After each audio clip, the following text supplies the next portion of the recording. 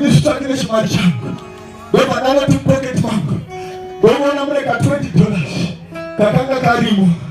Ndopandakanyemwerera, ndopandakatarisha, ndikati nhasi ndopandanga kuya kune mared box ngakuya kuya. Ndopandati nhasi ndonanga pastairs, ndopandaenda zvonga ndakacheka karuoko kangu munhu omwe ndichibata kuti mari haidoneri. Ndopandabata kamari kangu ndichitsvika paya, ndopandamiswa muraini, ndopandamira muraini, ndopandanzi next, ndopandasvika ndatarisa pamenyu, ndokuona kabhega kaita sekudhuririra kachinzi $8. Ndopandati minute maid inomboita mari. Ndopandaona kuti zvose zvaikosta about $10. Ndopandasubtracta from $20, ndokuona zvichikwana. Ndopandanyemwerera, ndopandapa sister vakanga vakamira, ndobva vagamuchira mari yangu, ndobva vatarisa kuziva, ndobva vaita sevasingaidi, ndobva vaita sevanopouza, ndobva vaiteta pasi. Zvikanzi brother, ndikati sister, zvikanzi mari yenyu brother haitenge. Ndikati kochii, zvikanzi tarisai muone mari yenyu yakabvaruka zvayabvaruka haichina value ye$20. Muchiona kudai $20 but haichina value ye$20. Taita vamwe vatendi vasara mazita chete ekunzi mutendi but hachina value yemuva $20 yakabvaruka.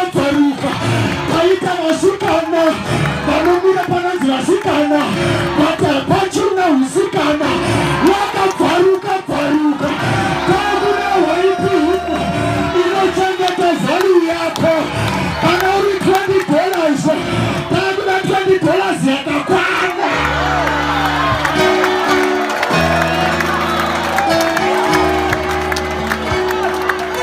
Unoita mutendi wekuti madhimoni akafunga unodzidzira kuti ndorambonotamba gemba anouya pamusuwo pako waiwa ngova mutendi but value yapachina. Takuda kereke kwete inodhizainwa nemuchinji noungarereka but inodhizainwa nevalue yayo. Takuda kereke ine value yayo. Takuda vafundise vane value yavo. Tana vafundise vasara mabhachi chete, vasara matai chete, tatindizodza pachina. Takuda vanochengeta value yavo. Takuda kereke value yavo.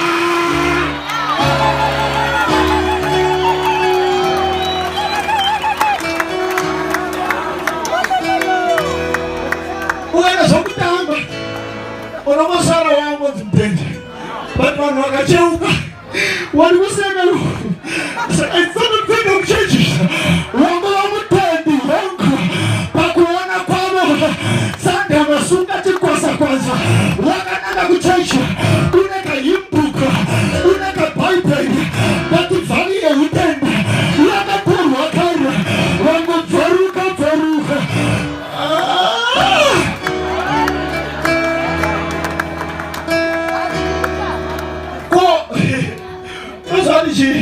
Chinozondinakidza kokuzoda mari nemombe dzakakwana.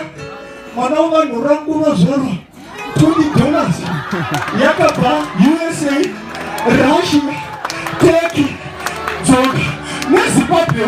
Ndobva yapinda ichinobatobata ichindobvaruwa